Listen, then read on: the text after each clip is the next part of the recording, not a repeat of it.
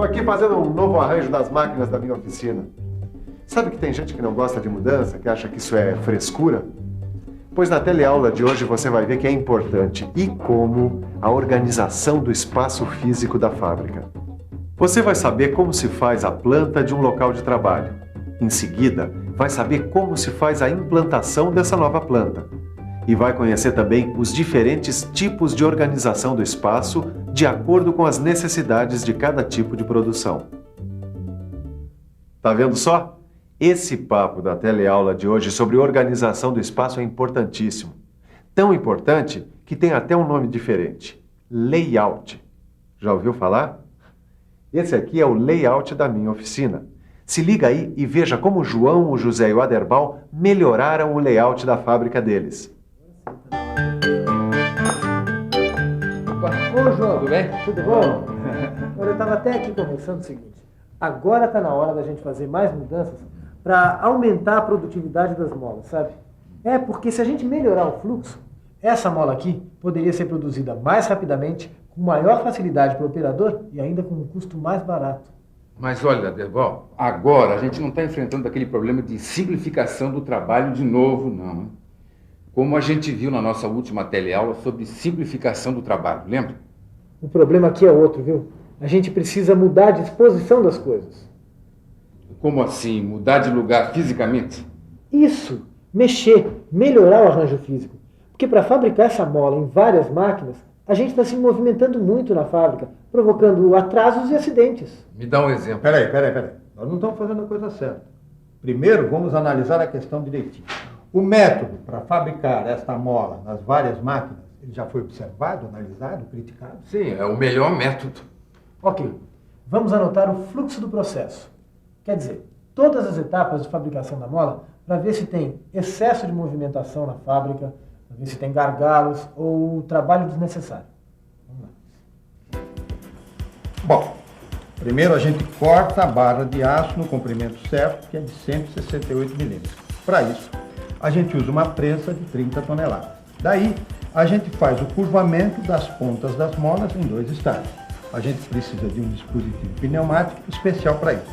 Daí, a gente faz um pequeno rasgo para alojamento de grampo na mola. A gente usa uma fresadora para isso.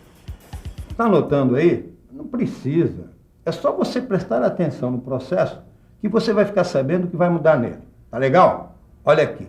Assiste aí sem se preocupar com os detalhes de fabricação. Continuando a fabricação, na sequência, a gente faz uma trava na mola usando a prensa. Depois vem o tratamento térmico, usamos aí um forno especial. Depois a inspeção visual e dimensional por amostragem, que é feita na bancada. Esse é o nosso processo de fabricação. Esse é o nosso processo de produção. Tudo bem, é o nosso processo. Mas como é que a gente põe o layout no papel? Eu quero ver o nosso fluxo de produção assim num gráfico. Mas isso é que é um layout. E eu vou te mostrar já, quer ver? Olha. Do número 1, aqui, onde está a prensa que faz o corte, vai para o número 2, na máquina que faz o curvamento. Dali, vai para o número 3, na frisadora. Depois vai para o 4, fazer a trava na prensa. Daí vem para o 5, tratamento térmico, e vai para o 6, controle de qualidade. Dali segue para a expedição. Esse é o layout. Layout interessante esse. Pois é, a gente precisa facilitar esse fluxo. Vamos fazer um layout novo. Mas tem uma série de coisas que a gente tem que levar em consideração antes de fazer um layout novo.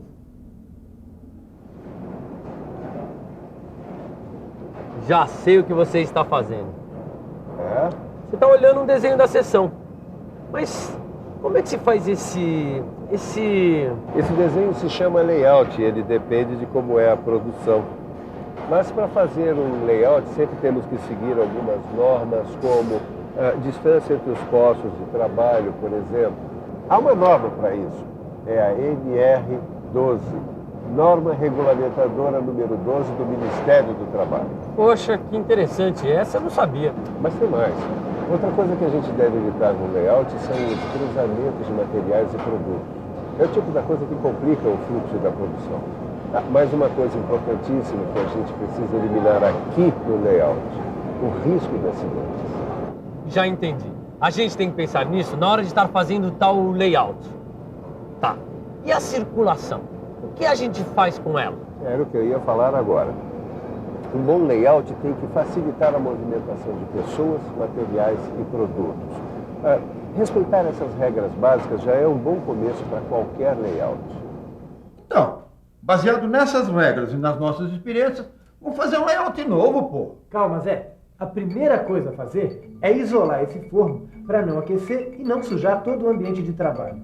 Precisamos também pensar no conforto dos trabalhadores. E depois vamos eliminar esse fluxo louco que mais parece uma teia de aranha. Vamos colocar as máquinas mais perto umas das outras. E, aliás, a primeira coisa que a gente tem que eliminar ao máximo é o transporte de peças e material entre os postos de trabalho. Viu? O transporte tem que ser diminuído ao máximo num bom layout de fábrica. Isso por uma razão muito simples. Transporte não acrescenta valor ao produto. Ele apenas desloca materiais sem representar um benefício direto à produção. Por isso, deve ser reduzido ao máximo. E como é que se faz para reduzir ou eliminar o transporte? Pois ali no novo layout do João, do José e do Aderbal você tem um bom exemplo. O transporte é eliminado quando se diminui a distância entre os postos. Agora veja como ficou o fluxo da fábrica dos 3 companheiros com o novo layout funcionando. Bom, pessoal, é assim que o nosso layout deve funcionar. Veja que é uma sequência única, de um ponto para o outro, fluindo com facilidade e com economia de movimentos. Economia, essa é a palavra que eu queria ouvir. Economia de tudo, de tempo, de material, de esforço, de transporte, de dinheiro. É por isso que eu adorei essa melhoria. Tudo bem, João, mas não é bem assim não. Esse tipo de layout é excelente para resolver nosso problema. Mas para outro tipo de problema talvez não seja tão bom assim. Como assim, Aderbal? Acho que eu não peguei essa direito. É o seguinte, existem vários tipos de layout e cada um para determinado tipo de produção. Você já tinha reparado nisso? Estou reparando numa coisa. Um layout que pode ser bom para um tipo de processo de fabricação, pode não ser bom para o outro, não é mesmo? É verdade, Cito, é verdade mesmo.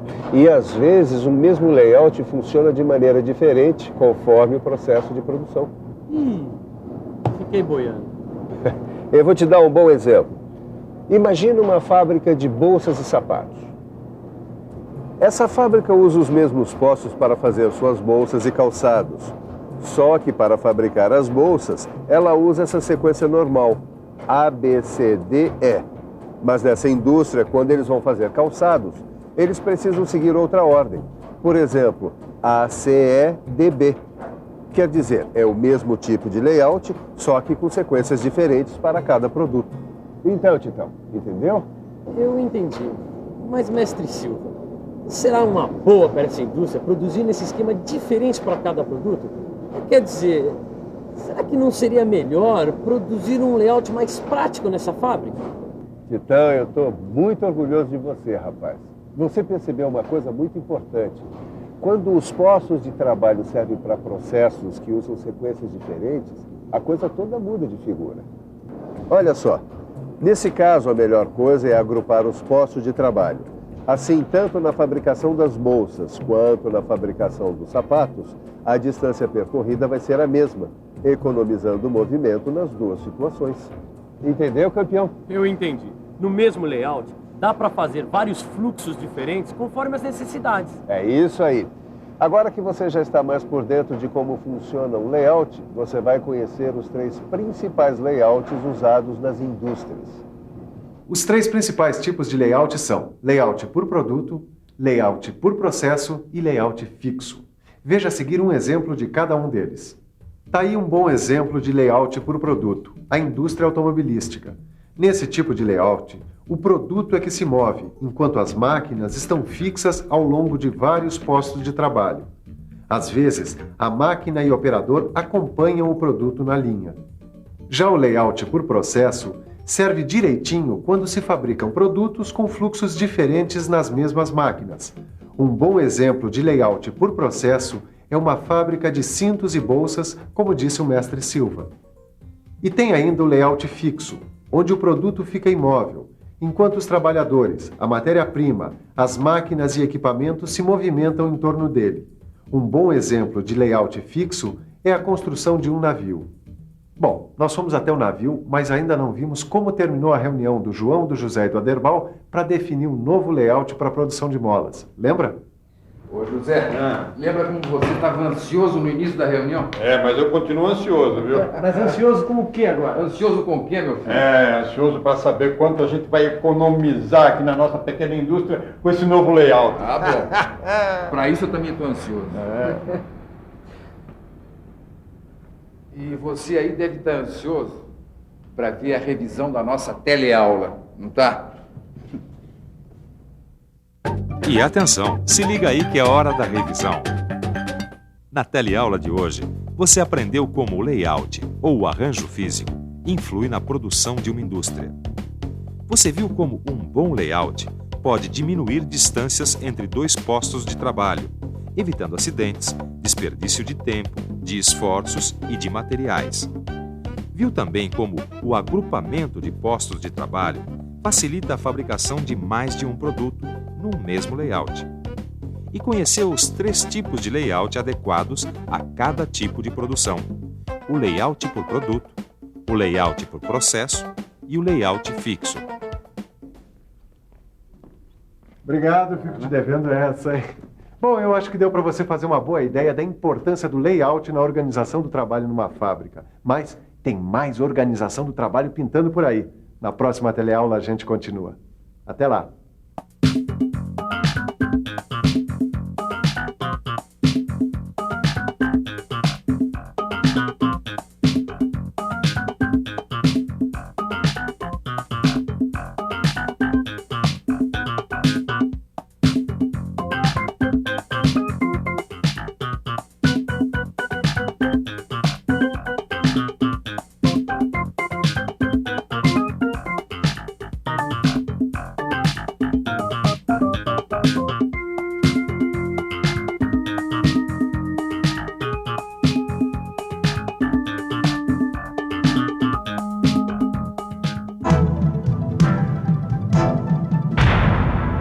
Telecurso 2000, um programa de educação do Sistema Fiesp e da Fundação Roberto Marinho.